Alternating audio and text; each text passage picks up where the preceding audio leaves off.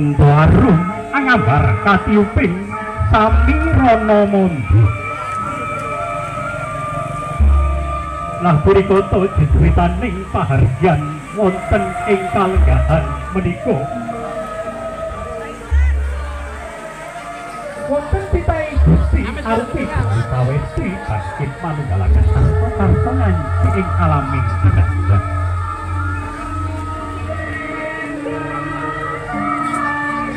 Putrinipun Bapak Ahmad Dahlan dalah Ibu Tuwitah Widayati ingkang sesilih Rorayu Fadilah Prasetyaning Budi.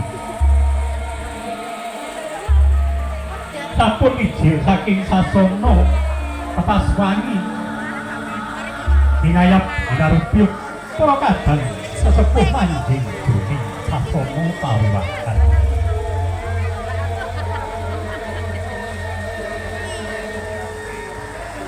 Ngagem busana satataning penganten putri mila boten mokal kalamun kathah ingkang sami tambuh lamparurung semuhan mujibat semu toyo-toyo enggal dumugya papan palenggahan sumengkari raos wagi-wagi dan kliwona dadi dan semua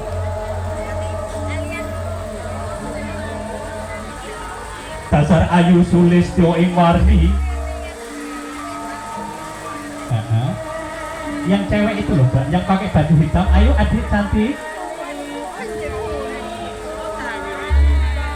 Dasar ayu sulistyo ing warni itu nedeng-nedenge besus ngadi sarira tuwi ngadi busana. Pinanganten putri ngagem busana ingkang sarwa retu. Angin busananing raja putri.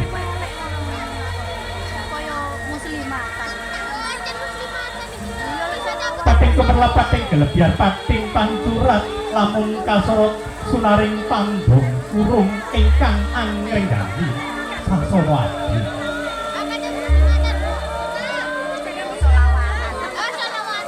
Panyaya Kartiko hasilnya pernah ke Gulung Malang rinenggo oncen-oncen Sekar Melati.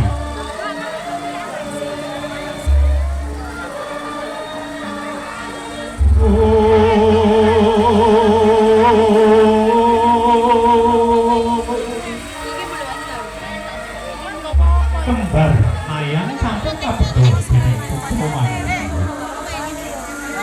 Kembar ateges padha mayang kembang. Pinanganten kekalih sampun manunggal tekad, nunggal niat, tunggal ati, nunggal janji, nunggal jiwa, nunggal rogo. Paraning sedya ninggal alam jedhaga mewaken nyawa perlu lelayaran wonten ing samudraning gesang. Jalaran tiyang gesang wonten ing alam donya kedah jejuduan. Awit jejuduan menika minangka sarana kangge nangkaraken wiji kinarya lestarining tumurun.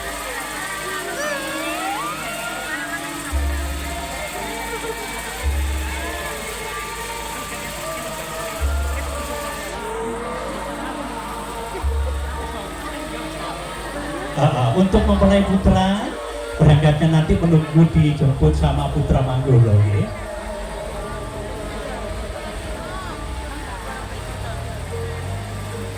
Adik minggir dulu ya Dek ya, buat jalan ya. Sang putra Manggolo sampun hanapi Sekar utawi kembar mayang.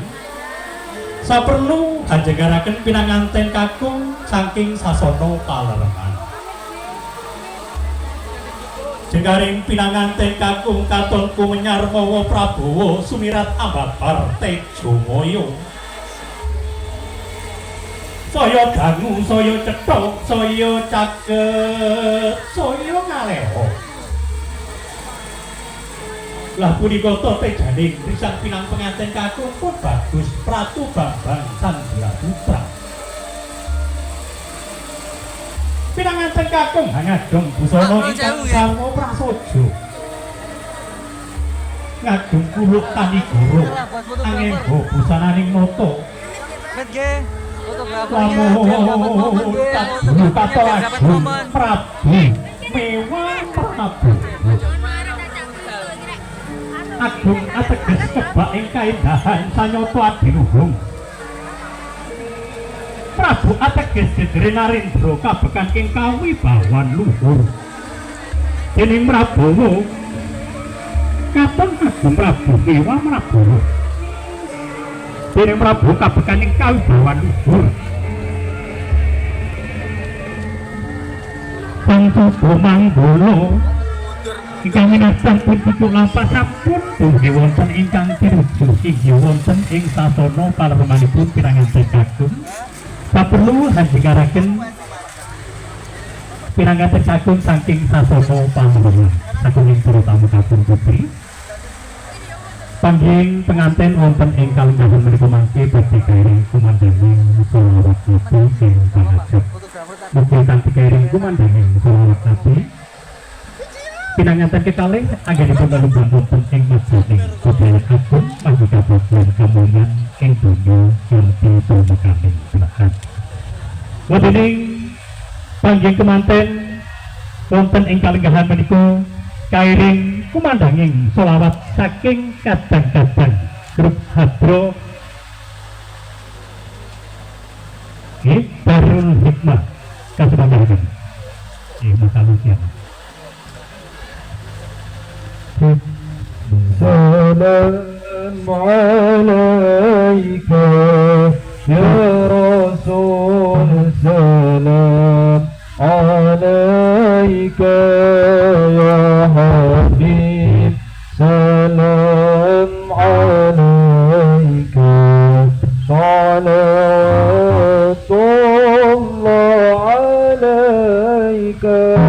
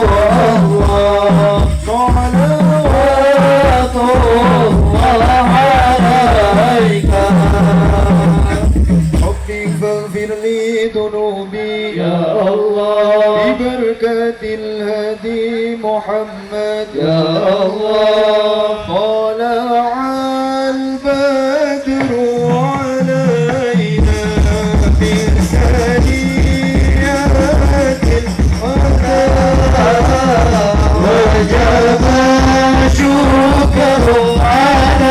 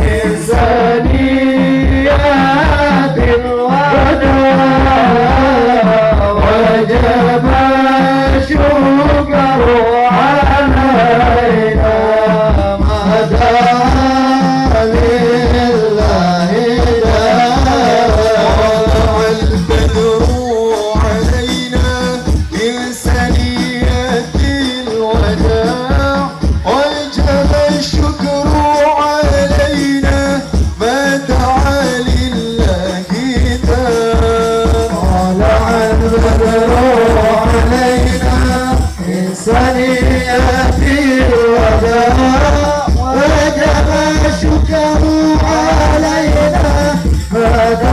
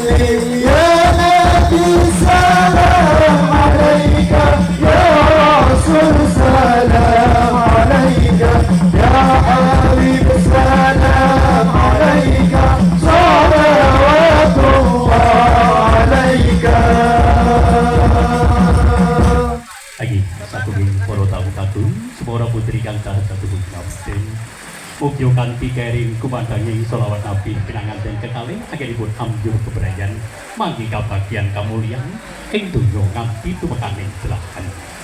Rinangkul kinepit kabopong dening ingkang bapa dalah ingkang ibu arsa sowan saking sasana panggih tumuju wonten ing sasana palenggahan.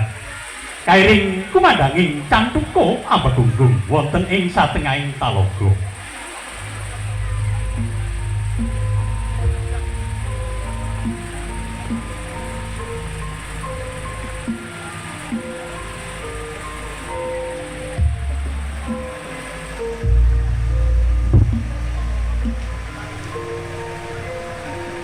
Jagat sumilah Allah sumikir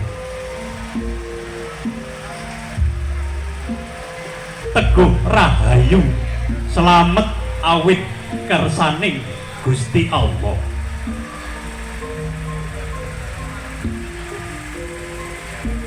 Ana tengara Jumalegur anyarengin apa ing padha wong bagus Pratu Bambang Sanghyang kang nganti kang garwa Prameswari kusumaning ayu Fadilah prasetyaning Dewi. Wujuding tengara ing kunu uga dadi pratandha tumuruning Sang Hyang Kusuma dewaning kabahagiaan. Mula sakala manjing ing atuku sabda Pandhita Ratu.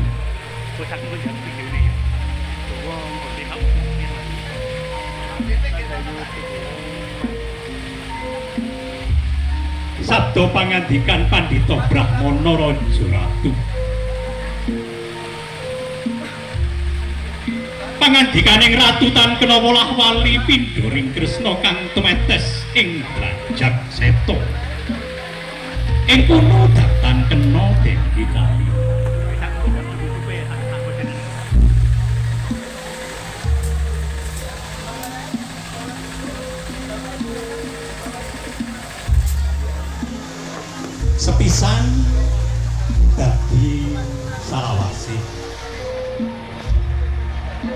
ya bebrayan ira wong bagus Pratu Bambang Sanggaputra karo wong ayu Fadilah Prastyaning Bekti sepisan kanggo salawase.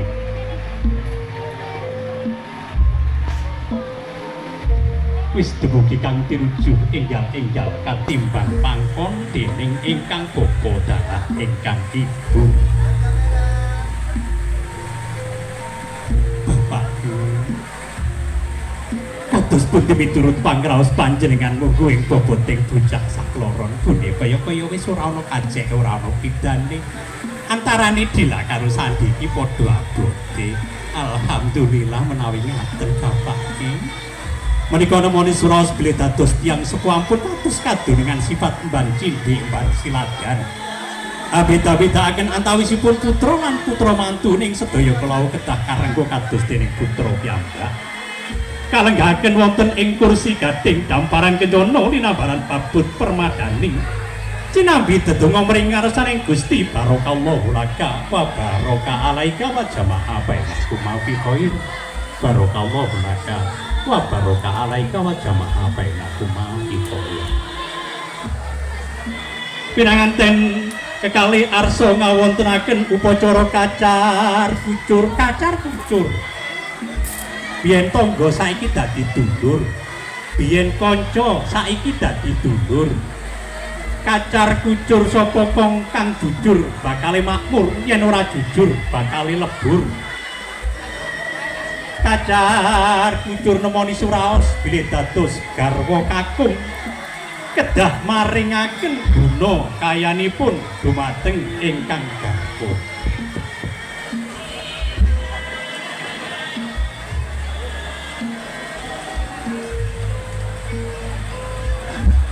Kacar kucur nemoni suraos bilih dados garwa kakung kedah maringaken guna kayanipun dumateng ingkang garwa. Dipun sudak katampi dening ingkang garwa putri panjenengane Ayu Fadilah. Dila. Iki guna kayaning Kang Masmu Sandi ya, Dik. Coba tampanono dihaji Dila. Inggih Kang Mas Sandi kula tampi. Mugi saged dados guna kaya kang barokah, guna kaya kang manfaat maslahah fid dunya wal akhirah.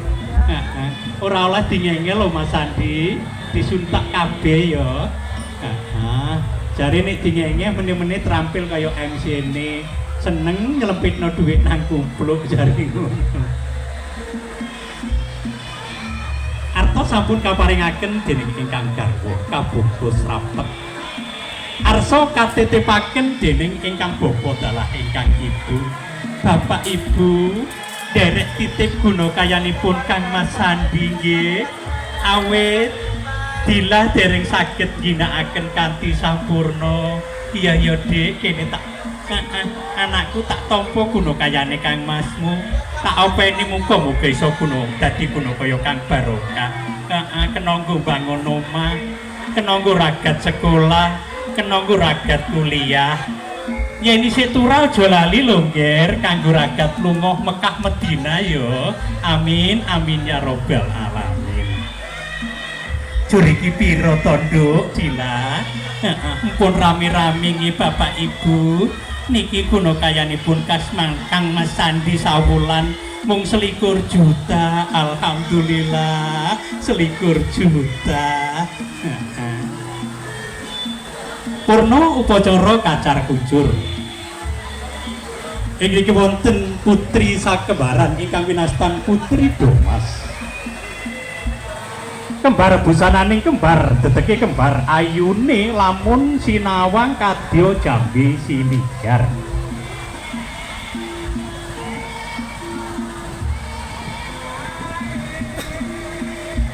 Sowan ngabekti wonten ngarsanipun pinanganten kekalih saperlu hanyaosaken daharan arupi sekul punar. Minangka jangkeping sarananing upacara gembul bujrana andrawina traing kusuma rembesing madu isa dadi tandha syukur marang ngarsaning Gusti Allah. Sigra anjengku wonten ngarsanipun pinanganten kekalih putri sakembaran ingkang winastan Putri Domas, kembara busananing kembar deteke kembar ayuning lamun to sinawang kadya jambe silikar. Sagunging para tamu kagum separa putri ingkang dahat satuhu kinabekten ngaturaken gunging panuwun dhumateng panjenengan adicara ingkang hadi luhung wonten ing kalenggahan menika. Nggih katang kula saking Mega Make Up nggih sembah nuwun kangge bocara pangging penganten, mugi-mugi nggih pinanganten kekalih anggenipun lelumban wonten ing madyaning kebrayan agung manggi kabagyan kamulyan ing donya kanthi tumekaning gendahan. Amin amin ya robbal alamin.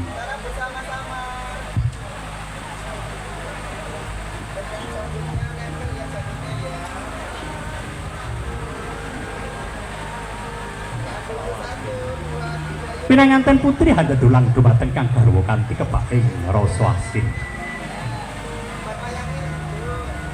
Mangke silih gumanti pinanganten kakung handa dulang dumateng ingkang raih kanthi kepaing rasa tresna.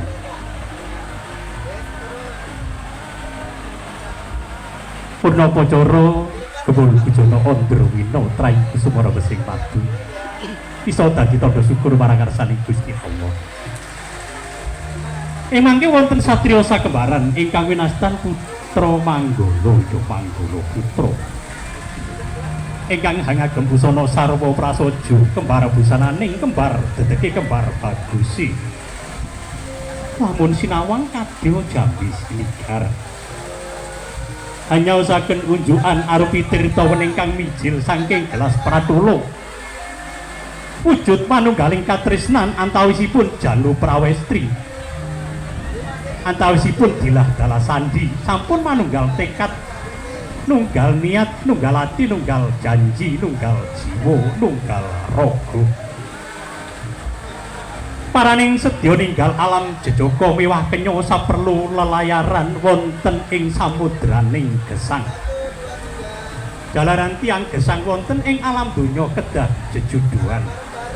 Awit jejuduan menika minangka sarana kangge nangkaraken wiji kinarya lestarining tumuwuh. Saling dikasihkan ya.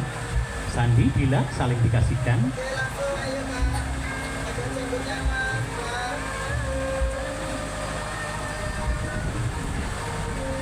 Ing pangajap ugi pinanganten kekalih enggal-enggal kaparingan momongan kang soleh solihah. Putra putri kang migunani dumateng tiyang sepaipun kekalih ing ateges saged mikul dhuwur pendem jero. Agi sagunging para tamu kagum swara putri kang dahat satuhu kinabekten wonten ing kalenggahan menika luarga agung nggih saking panjenenganipun